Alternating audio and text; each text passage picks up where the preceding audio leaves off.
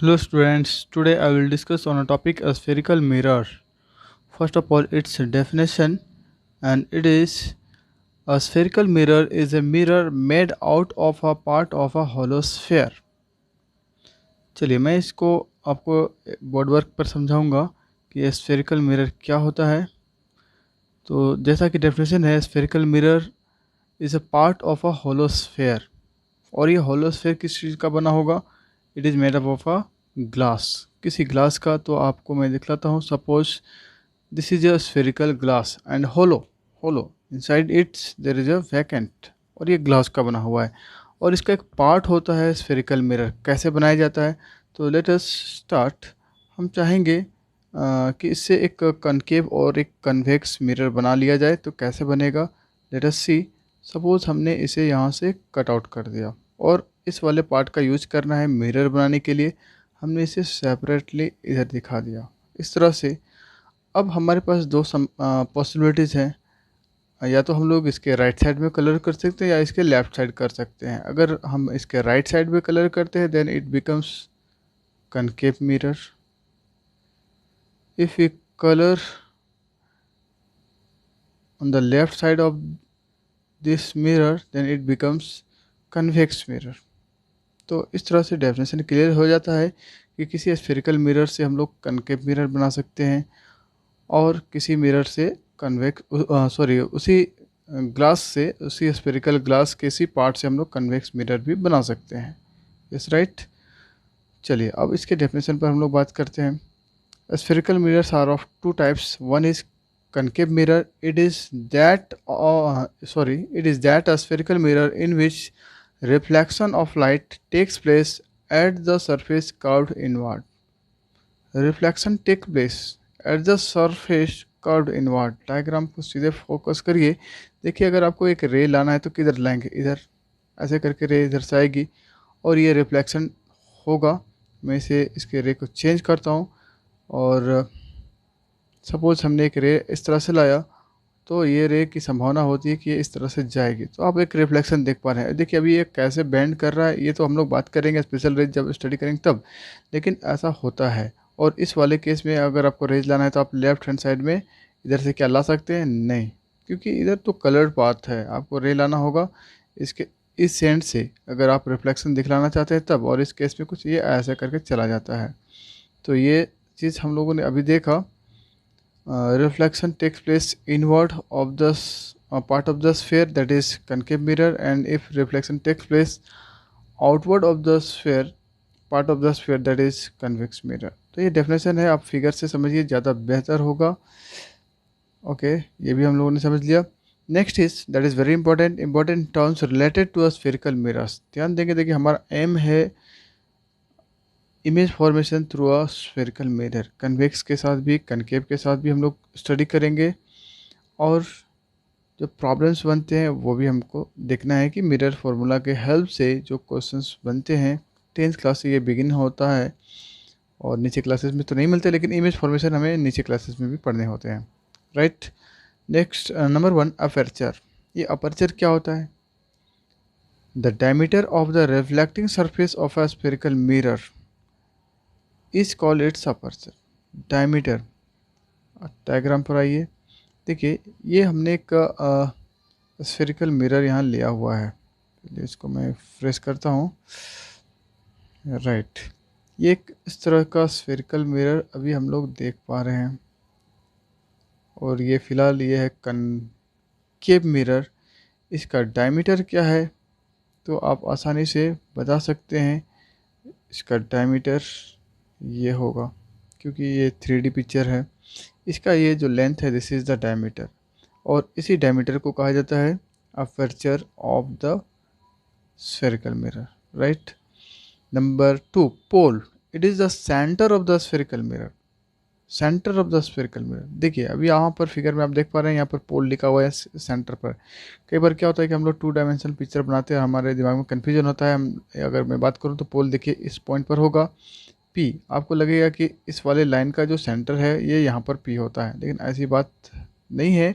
आपको पूरी तरह से समझना होगा। तो आप इसको ऐसे समझिए कि आपने सपोज एक चम्मच लिया है, स्पून, और उस स्पून में अगर आपने एक ड्रॉप वाटर डाल दिया, जितना हो सके छोटा छोटा ड्रॉप डालिए, तो संभावना क्या है, ये वाटर ड्रॉप कहाँ जा कर के स्टे होगा, it will stay here at the centre.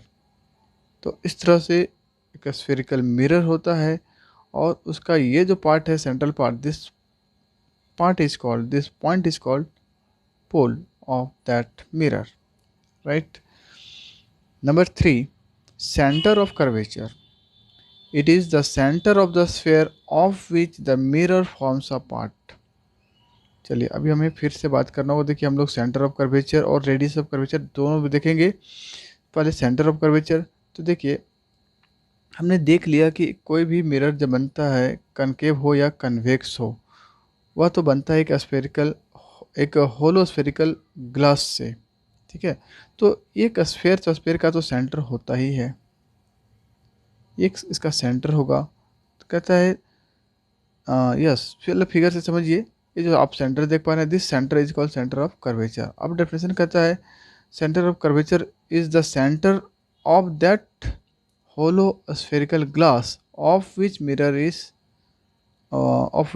Is a part, ठीक है ना। ये जो आप देख पा रहे हैं कनकेव मिरर, इसका सेंटर ऑफ कर्वेचर आप इसके यहाँ आप देख पा रहे हैं, जिससे इसको बनाया गया इस तरह से कट आउट करके। तो इसको आपने समझा। सेकेंड है रेडियस ऑफ कर्वेचर। तो रेडियस ऑफ कर्वेचर जस्ट उसी तरह से, radius of curvature of spherical mirror is the radius of that hollow sphere, a spherical glass by which spherical mirror is formed, ठीक है। तो आपको मैं यहाँ दिखाता हूँ फिगर में, ये इस तरह से होगा। ये इस स्फेरिकल ग्लास का रेडियस हुआ, और जिससे ये मिरर बनाया गया जो हम लोग यहाँ पर देख पा रहे हैं, राइट। नेक्स्ट इज राइट, ये हो गया radius of curvature. Principal axis, very simple, the line passing through the pole हमने समझ लिया है, and the centre of curvature of the mirror is called principal axis. दो पॉइंट है, दो पॉइंट्स को अगर मिला करके अगर आपको एक लाइन सेगमेंट बनाना होता है तो दो पॉइंट की आवश्यकता होती है। तो यहाँ पर है दो पॉइंट, एक है पॉइंट पोल और एक है सेंटर ऑफ कर्वेचर। दोनों को ज्वाइन करेंगे तो आपको एक लाइन मिलेगा, and that line is called principal axis. Diagram में आप यहीं पर देख लीजिए। इस डायग्राम में आप अच्छी तरह से देख पा रहे हैं, मैं इसे फोकस करता हूँ। देखिए, this is a concave mirror, this is centre of curvature, this is pole. एक लाइन को मिलाया गया है, आप बढ़ा भी सकते हैं इधर भी। This line is called principal axis. बहुत इंपॉर्टेंट है इस चीज़, इन सारे सेपरेट जो भी हम लोग टॉपिक्स स्टडी कर रहे हैं, टर्म्स स्टडी कर रहे हैं, इनको आपको बहुत अच्छी तरह से समझना है। चलिए इसके बाद हम लोग और भी अभी स्टडी करेंगे। Next is number 4, that is principal focus. चलिए इस पर मैं बात करता हूँ, पहले डेफिनेशन को देख लेता हूँ यहीं पर। It is a point on the principal axis of a mirror where reflected rays from the mirror actually meet और अपियर टू डाइवर्स। समझना पड़ेगा ये प्रिंसिपल फोकस क्या होता है। किसी स्फेरिकल मिरर में एक पॉइंट होता है जिसे हम लोग कहते हैं principal focus on the principal axis. आपने प्रिंसिपल एक्सिस देख लिया, ये जो लाइन देख पा रहे हैं इस लाइन को प्रिंसिपल एक्सिस कहते हैं। इसी में वह पॉइंट होता होगा of a mirror where reflected rays, जैसे आप यहाँ देख पा रहे हैं रेज ऐसे रिफ्लेक्ट हो गई है, ये यहाँ पर ऐसे रिफ्लेक्ट हो गई है। Reflected rays from the mirror actually meet और appear to diverse. Actually meet, अभी आपको मैं इसे अलग से समझाता हूँ। जैसे राइट, थोड़ा सा वेट करिए।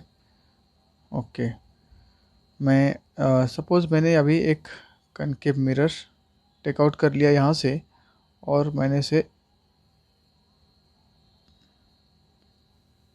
इस तरह से दिखा दिया, और इसे पहले मैंने बना दिया कनकेव मिरर, करेक्ट। अब हमें क्या करना है, तो we have to pass rays through it. क्या होगा, तो देखिए सबसे पहले हमें क्या करना पड़ता है, जब भी हम लोग कोई भी प्रॉपर्टीज़ दिखाना चाहते हैं रे डायग्राम से, तो ज़रूर से पहले मिरर बना लीजिए। कनकेव और कन्वेक्स क्या बना रहे हैं वो ध्यान में रखना है। सेकेंड होता है प्रिंसिपल एक्सिस ज़रूर बनाइए, ठीक है। अब आपको रे पास कराना है, तो एक प्रॉपर्टी होती है, when we incident a ray parallel to principal axis it reflects back. Mirror है तो रिफ्लेक्ट होना ही है, राइट। इसके अलावा भी अगर कोई दूसरा मिरर को आप दूसरे रेज का यूज़ करिए। सपोज मैंने एक रेज लिया फिर से which is again parallel to principal axis. आप देख पा रहे हैं ये प्रिंसिपल एक्सिस के पैरेलल ये लाइन भी है, ये भी है, डायरेक्शन ये है। क्या होगा ये ray? This ray will reflect back through the same point and this point is called principal focus. जितने सारे रेज है, मैं आपको बहुत सारे रेज दिखलाता हूँ ये, लेकिन ध्यान रखना है कि वो प्रिंसिपल एक्सिस के पैरेलल आनी चाहिए, इंसिडेंट होनी चाहिए, और ये सभी उसी पॉइंट से होकर के रिफ्लेक्ट होंगे। और भी आपको मन होता है आप बहुत सारे रेज का यूज़ कर सकते हैं, प्रैक्टिकली ऐसा होता है। ये कहाँ से हुआ है? तो ये प्रैक्टिकली ही ऐसा होता है। इन प्रैक्टिस देखा जाता है कि जो भी रे पैरेलल पास किए जाते हैं प्रिंसिपल एक्सिस के, तो वो रिफ्लेक्ट बैक हो जाता है किसी एक पॉइंट से, and this point is called principal focus. Okay, साथ साथ मैं यहाँ पर बात करूँगा कन्वेक्स मिरर की। Okay, this mirror is called convex mirror, right. अब हमें क्या करना है? सेकेंड हमारा होगा काम, एक हमने ड्रॉ कर दिया प्रिंसिपल एक्सिस, ठीक है। अब हमें पास कराना है रे। देखिए इन प्रैक्टिकली जो देखा जाता है इन प्रैक्टिस, अगर हम किसी एक रे को इंसिडेंट कराते हैं इस मिरर में which is parallel to this axis, that is the principal axis, then it is seen that it reflects back in this direction or it appears to come from a point। देखिए ऐसा देखने में लगेगा कि ये तो इस डायरेक्शन में रिफ्लेक्ट हो गई, ऐसे जाकर के ऐसे रिफ्लेक्ट होती है, मिरर में रिफ्लेक्शन होना ही है, लेकिन ये लगता है कि शायद ये इधर कहीं से आ रही थी। अगर आपको यहाँ पर खड़ा कर दिया जाए, आपसे पूछा जाए कि ये रे किधर से आ रही है, तो आप कहेंगे सीधी बात है यहाँ पर एक पॉइंट होगा वहीं से आ रही है। चलिए मैं एक और रे का यूज़ करता हूँ। ओके, मैंने एक रे और लिया, यह भी पैरेलल है प्रिंसिपल एक्सिस की। यहाँ पर भी ये देखा जाता है कि यह जो रे है कुछ इस डायरेक्शन में डाइवर्ट कर जाती है। चलिए मैं इसे क्लियर करता हूँ। इस तरह से ये रिफ्लेक्ट होती है और लगता है कि this ray is coming from a point and this point is called principal focus, ठीक है। तो आप लोगों ने प्रिंसिपल फोकस के बारे में समझ लिया। जो डेफिनेशन है इसको मैं एक बार फिर पढ़ता हूँ। It is a point on the principal axis of a mirror, convex concave दोनों के लिए है, where reflected rays from the mirror actually meet और अपियर टू डाइवर्स। देखिए ये जो आप देख पा रहे हैं कनकेव में क्या होता है, ये एक्चुअली मीट करते हैं, और कन्वेक्स के केस में क्या होता है, this is convex, right, this is convex mirror. और कन्वेक्स के केस में क्या होता है, इट अपियर, मतलब लगता है कि ये एक पॉइंट से होकर के इधर से आ रही है। जैसा कि मैंने यहाँ पर दिखलाया, ये लगता है कि किसी एक पॉइंट से होकर के ये इधर जा रही है, और ये इधर वाले को भी लगेगा कि ये इसी पॉइंट से आ रही है। तो इस पॉइंट को कहा जाता है प्रिंसिपल फोकस। नेक्स्ट है the focal length. It is the distance between the focus and the pole of the mirror. इसके बीच का डिस्टेंस को देखिए। अगर मैं इस मिरर की बात करूं तो आप क्या देख पा रहे हैं, distance between the focus, this point is focus, this point is pole, this point is pole and this point is focus, and you join these 2 points here. This is focus, sorry, pole, and this is focus, so you join this line. So हमने यहाँ पर देखा कि 2 line हमें मिले, एक between F to P और here between P to F. This distance is called focal length, right। चलिए लास्ट, और अब हम लोग कुछ और बात करते हैं। कुछ नोट में है कि फोकल लेंथ और रेडियस ऑफ कर्वेचर के बीच में एक रिलेशन होता है, that is F = R/2। F is focal length and R is radius of curvature. यहाँ आपको अगर मैं पूछूँ, ये जो आप देख पा रहे हैं C2P, ये क्या है? C2P that is CP which is radius of curvature, क्योंकि सेंटर है तो सेंटर से पोल के बीच का डिस्टेंस को रेडियस ऑफ कर्वेचर कहते हैं। और ये जो FP है, फोकस से पोल के बीच का डिस्टेंस, इसे हम लोग फोकल लेंथ कहते हैं। अगर आपको डाटा मालूम है कि CP 10 सेंटीमीटर है तो FP कितना होगा? This will be 5 centimetre. CF क्या होगा? ये भी 5 होगा। कैसे जाना आपने? इस फॉर्मूला से। और ये फार्मूला डेराइव किया जाता है हायर क्लासेस में, 12 में आपको देखने को मिलेगा, 10th में भी साइड बुक्स में यूज़ किया जाता है। और ये तो रिलेशन आपको याद रखना है, मिरर फार्मूला में आपको काम आएगा। एक और नोट है, concave mirror is also called converging mirror and convex mirror is also called diverging mirror. यहाँ आप दो मिरर देख पा रहे हैं, concave and this is convex. इस मिरर को कन्वर्जिंग कहता है क्योंकि रेज को कन्वर्ज करता है, सभी को एक जगह पर मिलाता है। और ये करता क्या करता है? डाइवर्ज करता है, दूर कर देता है। इधर रे रखिएगा तो ये इधर चला जाएगा। अगर आपको मैं बात करूँ कि ये लोगों को मिला देता है और ये लोगों को एक दूसरे से बिछड़ाव करा देता है, दूरी बना देता है। तो इस तरह के मिरर को हम लोग कहते हैं डाइवर्जिंग मिरर, और इस वाले को कहते हैं कन्वर्जिंग मिरर। चलिए, आज का टॉपिक यहीं पर एंड होगा, और next I will discuss sign convention. और उससे पहले मैं डिस्कस करूँगा कुछ स्पेशल रेज जिन्हें स्टडी करना ज़रूरी है, जिसके बेस पर इमेज फॉर्मेशन होगा। चलिए, आज की वीडियो में इतना ही। Thank you.